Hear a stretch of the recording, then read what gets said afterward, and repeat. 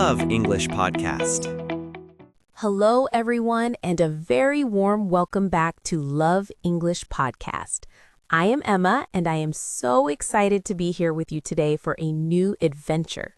And I am Leo. Hello, everyone. It is great to be here. Emma, you said we are going on an adventure today. That sounds very exciting. I need an adventure. I've been sitting in my office for too long. I think we all need an adventure sometimes, Leo. Today, we are going to talk about one of the biggest reasons people learn English. We are going to talk about traveling the world. Traveling the world? That is my biggest dream. I have a map on my wall at home. I look at it every day. I want to go to Japan. I want to go to Italy. I want to go to Brazil. But to be honest, Emma, I'm a little bit afraid to go. Afraid? Why are you afraid? Is it because of the cost or the long flights? No, it is not the money or the planes. It is the language. I speak my native language and I speak a little bit of English, but I do not speak Japanese. I do not speak Italian. I do not speak Portuguese. I am afraid that if I go to these places, I will be lost. I will not be able to order food. I will not be able to find the bathroom. I will be helpless. So I just stay home and look at my map. Leo, that is a tragedy. You are letting a misunderstanding stop you from seeing the beautiful world. You do not need to speak Japanese to go to Japan. You do not need to speak Italian to go to Italy. You only need one tool. You need your English. But Emma, in Japan they speak Japanese. Will they understand my English? Will I understand them? My English is not perfect. It is simple. That is exactly the point. In the world of travel, we do not need Shakespearean English. We need what people call survival English, or sometimes it is called Globish. It is simple, direct, and effective English. English is the universal adapter. The universal adapter? Like the plug I use to charge my phone in different countries? Exactly. When you go to a different country, the electric sockets are different. But if you have a universal adapter, you can plug in anywhere. English is that adapter for communication. In a hotel in Tokyo, the receptionist might be Japanese, but she speaks English to guests. In a hostel in Brazil, you might meet a traveler from Germany. You will speak English together. It connects you to everyone. That makes me feel a little better. So I don't need to learn 10 languages. I just need to sharpen my English. Yes, and today I want to give you a survival kit. We are going to simulate a trip around the world. We will go through the airport, the taxi, the hotel, the restaurant, and even an emergency. We will prepare you for everything. Are you ready to pack your bags? I am ready. I have my imaginary passport in my hand. Where do we start? We start at the most stressful place for many travelers, the airport, specifically the immigration desk. I hate the immigration desk. The officers always look so serious. They stare at you. I always feel like I did something wrong, even though I didn't. What do I need to say to them? You need to relax. They are just doing their job. They usually ask 3 standard questions. If you know the answers, it is easy. Question 1 is usually, what is the purpose of your visit? What is the purpose of your visit? That sounds very formal. How should I answer? You keep it simple. You just say, tourism. Or you can say, I'm on vacation. Or if it's for a job, you say, business. Never tell a long story. Just one word or one short sentence is best. Okay, tourism. I can say that. What is the second question? Question 2 is, how long will you be staying? That is easy. I just say the number of days. 5 days or 2 weeks. Perfect. And the third question is, where will you be staying? I should give them the name of my hotel. Yes, it is always good to have your hotel booking printed out or on your phone. You can just show it to them and say, I am staying at the Grand Hotel in the city center. Okay, purpose of visit, length of stay, place of stay. Those are the 3 keys. I feel ready for the officer now. So, stamp. I'm in the country. Now I need to leave the airport. I need a taxi. Yes, you walk outside and you see a line of taxis. You get into one. Now this is important. In many countries, taxi drivers might not speak perfect English, so you need to be very clear. Do not say, "Hello, my good sir, if it is not too much trouble, could you possibly take me to the beautiful hotel located in the center of the town?" That is too long. He will not understand. Exactly. It is too polite and too complex. You need survival English. You get in, you smile, and you say, "Hello, the Grand Hotel, please," and show him the address on your phone. That is simple, but what if I want to know the price? I don't want to be cheated. Good point. Before the car moves, you ask, "How much is the fare?" or simply, "How much to the city center?"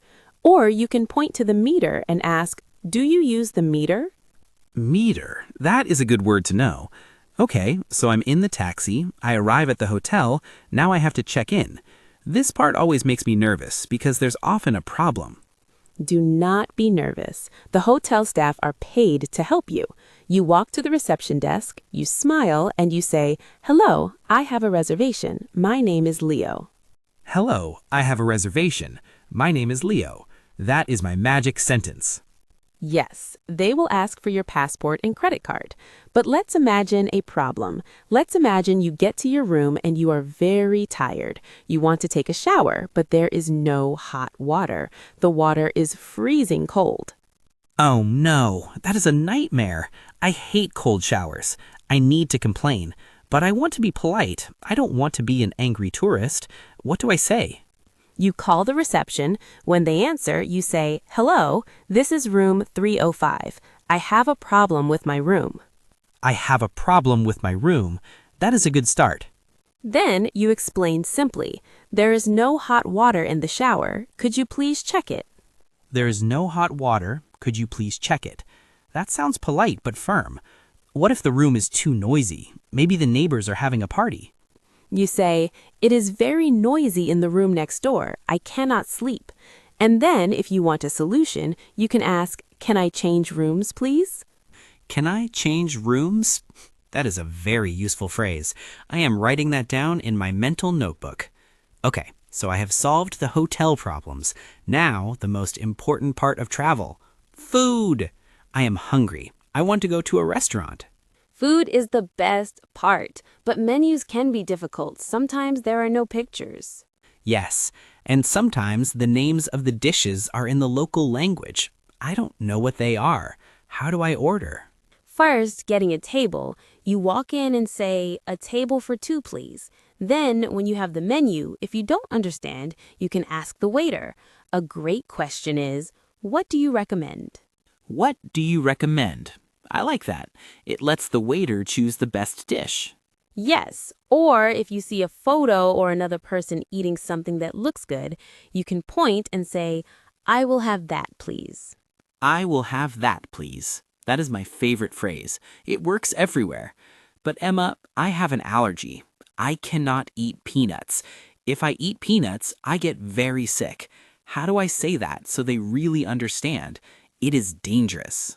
This is critical. You must be direct. You say, "I have a severe allergy to peanuts. Does this dish have peanuts?" I have a severe allergy. Severe means very serious, right? Yes, use the word severe. It makes them pay attention. And when you are finished, you want to pay. How do you ask for the bill? I usually just make a writing motion with my hand in the air. That works. Body language is a huge part of international communication, but you can also say, "Can I have the bill, please?" Or in America, "Can I have the check, please?" Bill or check. Got it. Okay, I am full, I am happy, but now disaster strikes. I walk out of the restaurant and I realize I am lost. My phone battery is dead. I don't know where my hotel is. I am standing on a street corner in a foreign city. I feel panic rising. Don't panic. You have English. You look for a friendly face, maybe a younger person because they often study English in school. You approach them and say, "Excuse me, I am lost. Can you help me?" Excuse me, I am lost. Can you help me?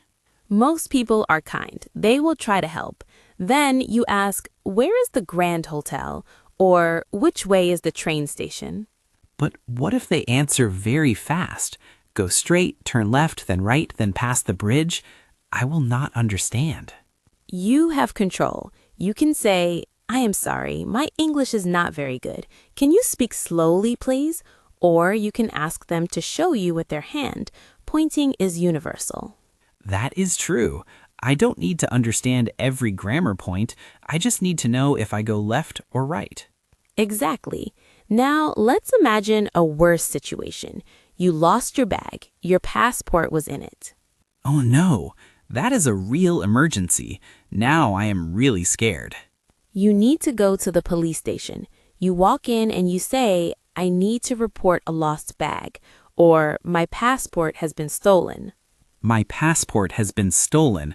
That is a scary sentence to say, but I need to know it. Yes, and if you have a medical emergency, maybe you fell and hurt your leg, you need to know how to ask for a doctor.